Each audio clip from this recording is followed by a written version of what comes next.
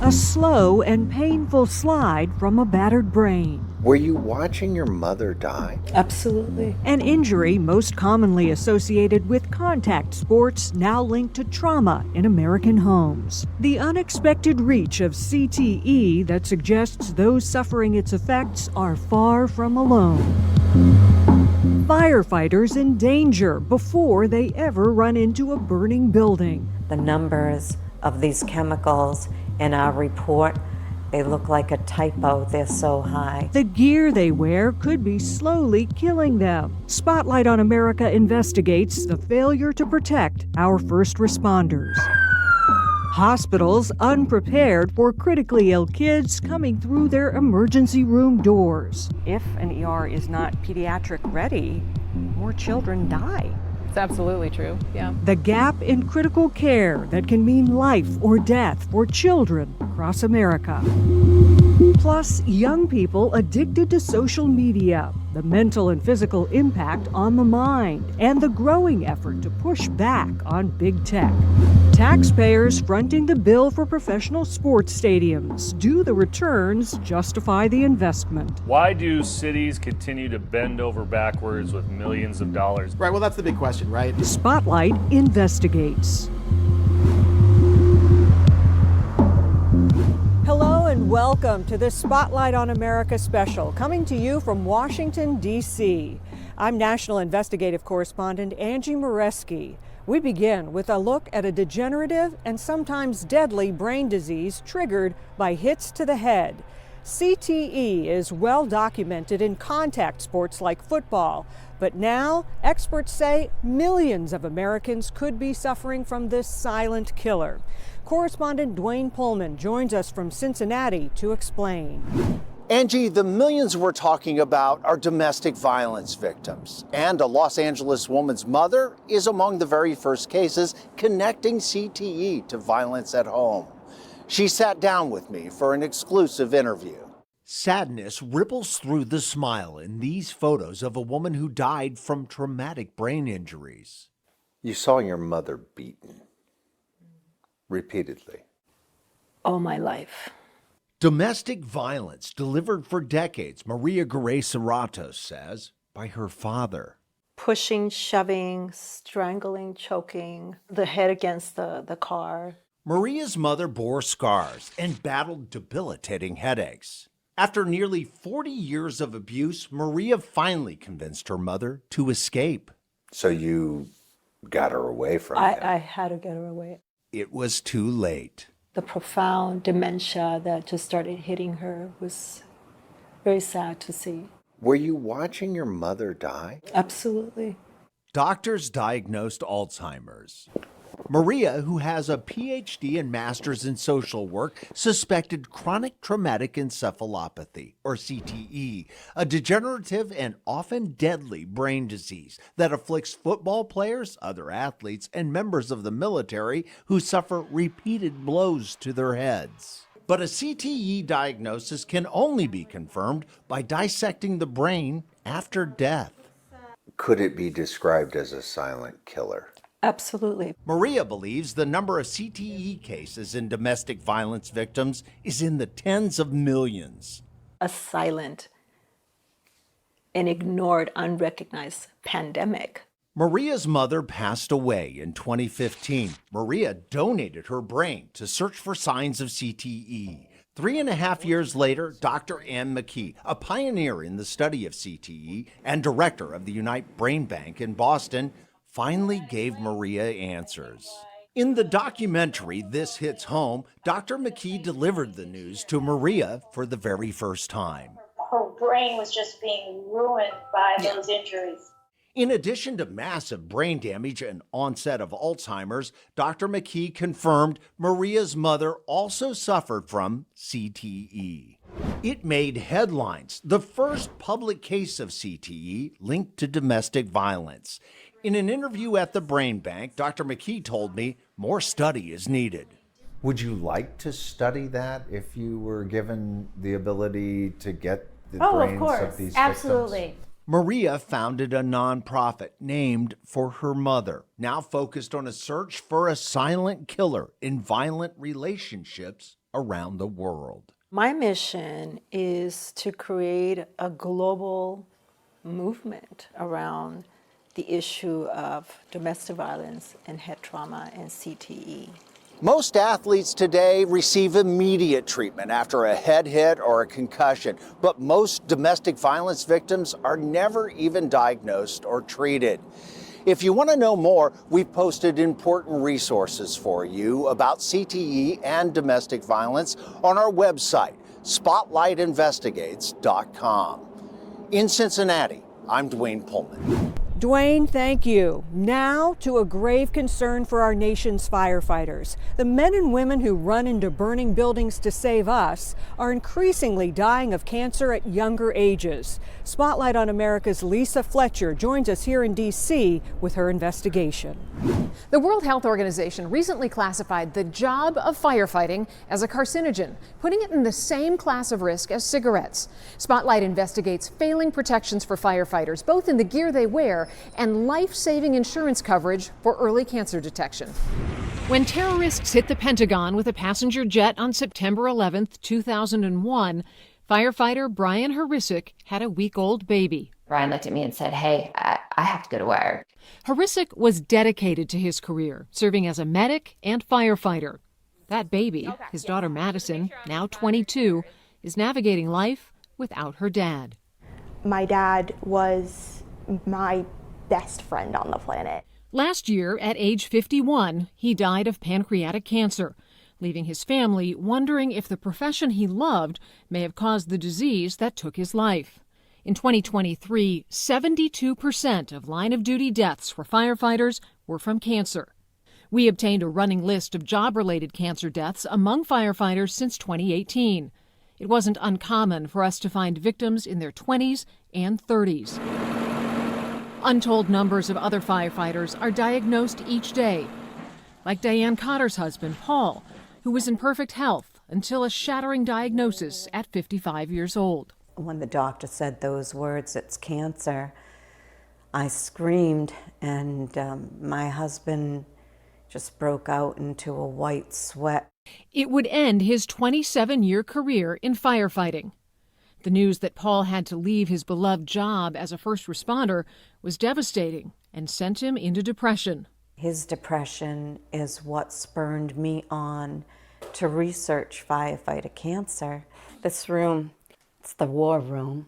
Diane launched a crusade, turning her knitting room into a command center, firing off 25,000 emails, trying to unravel the mystery of why so many young firefighters were getting cancer. She discovered that embedded in their turnout gear were fluorinated chemicals known as PFAS, a class of waterproof materials long suspected to be carcinogens. The numbers of these chemicals in our report, they look like a typo. They're so high. Those PFAS chemicals are now suspected of contributing to firefighters' risk of developing cancer at a rate significantly higher than the general population. I am concerned at the slow pace that we are moving to address this real problem. Massachusetts Congressman Jim McGovern has been among the loudest voices on this issue for more than 6 years and is a co-sponsor of a new bill to get the PFAS out of firefighter gear.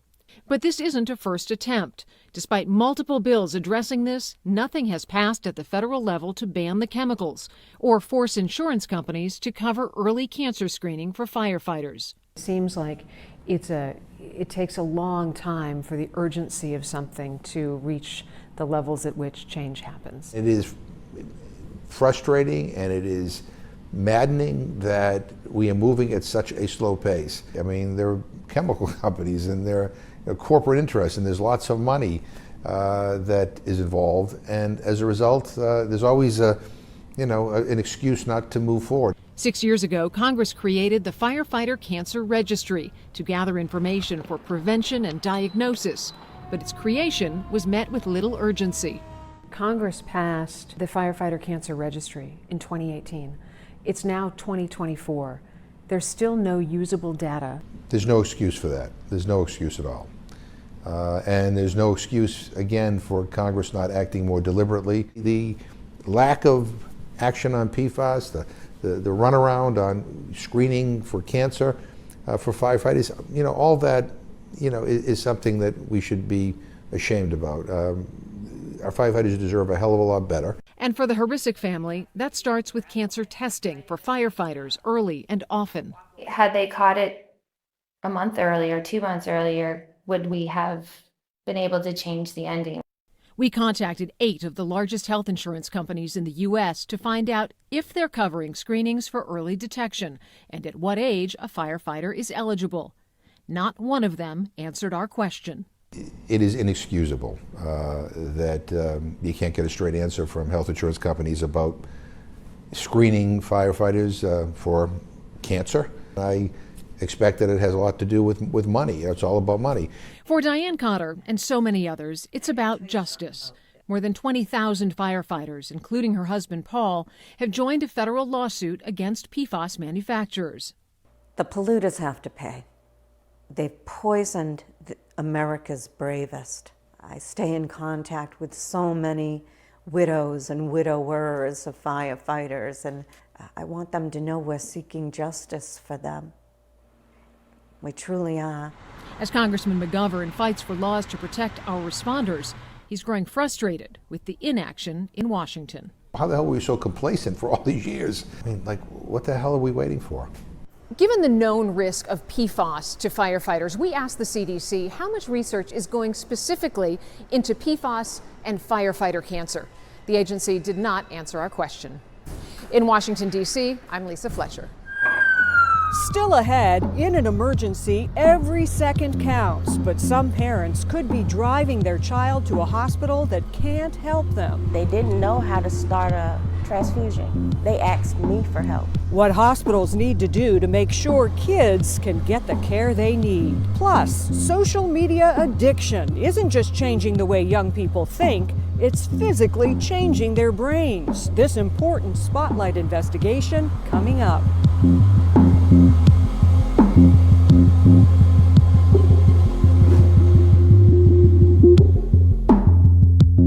Welcome back to our Spotlight on America special. In an emergency, where you go to get care for a critically ill child could mean the difference between life and death. New research shows increased risk for kids when hospital emergency rooms are not pediatric ready. We take a closer look at what that could mean for your family. When your child has an emergency, getting care fast is essential. But many parents don't realize the ER they go to might not be prepared to care for kids. The majority of hospitals see fewer than 10 children per day in the emergency department, and that makes it extremely difficult to be able to maintain your pediatric skills. Does that put children at higher risk if you're not experienced in treating children? Absolutely. Dr. Kate Remick is co-director of the National Pediatric Readiness Project, which evaluates emergency departments nationwide. In the latest survey, the median score was just 69 out of 100 for nearly 4,000 hospitals that responded, with a score above 83 considered high readiness. There needs to be a deliberate focus on pediatric care. Otherwise, there's a potential to misstep. Once they're done, then I'll come back up, okay? Yolanda Lewis knows all too well what can go wrong when an emergency room is unprepared to care for a child. Basically, they asked me what sickle cell was. They wasn't informed or they wasn't educated on it. 3 of her 5 kids have sickle cell disease, a blood disorder that can cause seizures and strokes and requires regular blood transfusions. The family now travels an hour and a half every month from their home in Gary, Indiana, to Beacon Children's Hospital in South Bend to get the specialized care they need. But that's not always possible in an emergency. When Marvin, now 15, was little, they had a terrible scare. I took him to the hospital close by. Nothing was wrong, they said. Something was wrong, but the hospital discharged Marvin until Yolanda called their pediatric specialist for help. They called back up to the hospital and they told me to take him back now. Every time I take my kids to the emergency room, I risk the fear of them not knowing what to do.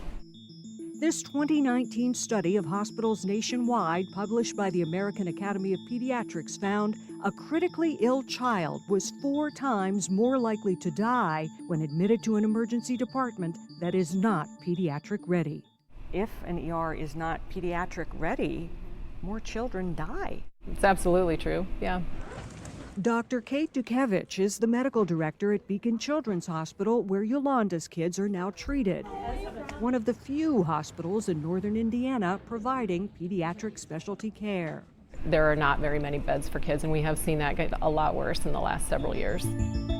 According to the Pediatric Readiness Project, only about half of children nationwide have access to an emergency department that is pediatric ready. Our emergency care systems were not designed with children in mind. Remick says more training and planning are needed because caring for kids is not the same as caring for adults. All right, you ready? With fewer pediatric units open, the hope is necessity will drive progress at community hospitals for the sake of families like the Lewises. What is your greatest worry? My greatest worry is that they won't get the care they need. The Pediatric Readiness Project estimates if all emergency departments nationwide were pediatric ready, we could save as many as 1,400 children's lives a year. Now to another worry for young people, some alarming discoveries about the impact of social media. Correspondent Christine Frizzau has that story. That's right, Angie. We are learning of more evidence of social media's effects on their brain development. Got one more of these. It's a rare break for 17-year-old Olivia Mead, working on healthy habits in the kitchen. She is the first to admit her relationship with social media is not so healthy. Like most of the day, like when I'm awake, like I'm usually on social media. It's an addiction she is open about, and with which her mom, Carrie, sometimes grows impatient. I think this is probably familiar for many parents of teenagers. It's like, put your phone down at the dinner table. Can you put your phone down while I'm talking to you? Neurologically, like there is a need to answer it. Like your brain gets triggered and it's like. Why do you feel like you have to answer right away? Because I don't know, it's just like a habit almost. That habit? One reason the social media company Meta, which owns Facebook and Instagram, is being sued for harnessing technologies to, quote, entice, engage, and ultimately ensnare youth and teens, adding that Meta has repeatedly misled the public about the substantial dangers of its social media platforms. They have put our kids at risk, they've lied about it, and we're going to hold them accountable. New Jersey Attorney General Matt Platkin is one of 41 attorneys general to sign on to the lawsuit. Last year, a 14-year-old in his state, Adriana Kush, died by suicide a day after a video of her getting attacked in her school went viral. And multiple New Jersey school districts have also filed lawsuits against social media companies, blaming them for students' worsening mental health. They've put products out there that cause significant harm to residents. And who ends up footing that bill? The taxpayers. New data on the issue are piling up, including one study published in the journal Nature detailing how some with varying degrees of social network site addictions had reduced gray matter volumes in the amygdala, a part of the brain that helps control emotions and behavior. Fully myelinated frontal lobe is not finished myelinating until you're about 25. Dr. Mark Argentiano is a neurosurgeon in New Jersey. Atrophy is a wasting away of people who are using social media in a way that would be described as addictive. So when you say social media is changing kids' brains, you're not just talking about the behavioral aspect, you're talking about physically could be changing the kids' brains. Yes. Since the lawsuit was filed, Meta has made changes, including more restrictive content control for teens, and promising now when people search for terms related to suicide, self-harm, and eating disorders, we'll start hiding related results and direct them to resources for help. For Olivia Mead, it's simply a habit she is, for now, not ready to break, even when she heads off to college next year. Obviously, I'm going to go to my classes, I'm going to do my homework. One of the things that like relaxes me is just like laying in bed and scrolling on my phone. Additional jurisdictions are considering legal action against big tech, while others are looking into potential social media restrictions or even bans. For Spotlight on America, I'm Christine Frizzau. If you build it, they will come. But if you don't, there's the fear of if we don't give them this, they're going to take our team away. Taxpayers continue to be leveraged by professional sports teams. Spotlight investigates if these investments pay off. That's next.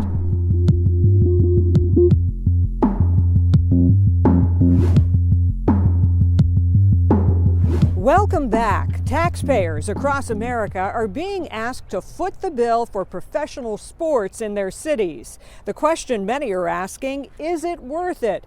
Spotlight's Chris Daniels is in Seattle with the debate. I took the question to Oakland, California, which lost the Raiders to Las Vegas and is poised to lose baseball's athletics too. Taxpayers are wondering why local municipalities continue to give away their money at a time when critics say there is little return on the investment. It's our palace, our church. The A's have played in Oakland's Coliseum since 1968. Any way to estimate how many A's games you've seen at this stadium? God, over 2,000. Yet longtime fan Jorge Leon now stands here skeptical about the owner's true intentions. Different type of money ball now. Different type of money ball. The team had been searching for a new stadium for more than a decade, and after owner John Fisher seemingly had a deal with the city for a new multi-billion-dollar Oakland waterfront park and infrastructure improvement plan, he pulled the plug to roll the dice in Las Vegas. Nevada's legislature and governor agreed to spend $380 million in taxpayer money last year to fund the endeavor, even though Fisher himself had not secured the rest of the financing. Major League Baseball still approved the move. Proponents of these type of projects argue they bring millions in tax revenue into municipalities that otherwise would not exist. Why do cities continue to bend over backwards with millions of dollars? Right, well, that's the big question, right? Is why is it after all of this time with all the economists pointing out there's no public benefit to putting public money into private sports stadium deals? Author Neil DeMoss has chronicled sports stadium deals for decades and continues to write for the website Field of Schemes. There have been privately financed deals in places like Seattle, San Francisco, and Los Angeles. But Oklahoma City taxpayers approved spending $850 million in December for a new Thunder NBA arena, after Buffalo and New York lawmakers agreed to pay the same amount in 2022 for the NFL's Bills. And Tennessee taxpayers are on the hook for more than $1.2 billion for a new NFL Titans stadium. Part of it is sports leagues are monopolies, so there's the fear of if we don't give them this, they're going to take our team away. There are still some T's to be crossed and I's that need to be dotted before the A's officially leave Oakland. Nevada ranks 48th in the nation in education funding. What would $380 million mean to Nevada teachers and the educational system? Having an extra $380 million goes towards reducing our class sizes, helping with teacher vacancies. Alexander Marks is with the Nevada State Education Association and is preparing a constitutional challenge and public referendum on the A's deal. I think when you put a vote like this to the Nevada people, they're going to put schools over stadiums. This is not popular. People in Seattle and New Jersey paid debt on stadiums like the Kingdome and the Meadowlands years after they were torn down. And in Broomfield, Colorado, the city will demolish the First Bank Center after 17 years with more than $30 million in outstanding taxpayer debt. We're still going to keep fighting for that team. Leon says he doesn't want that mess for Oaktown, which is why he'll keep banging the drum in the Bay Area for some other solution, even if it is well into the bottom of the ninth. Allegiant Stadium, which hosted Super Bowl 58, was built in part using $750 million in Nevada taxpayer money. The Raiders call it their home after moving from Oakland's Coliseum. I'm Chris Daniels in Seattle.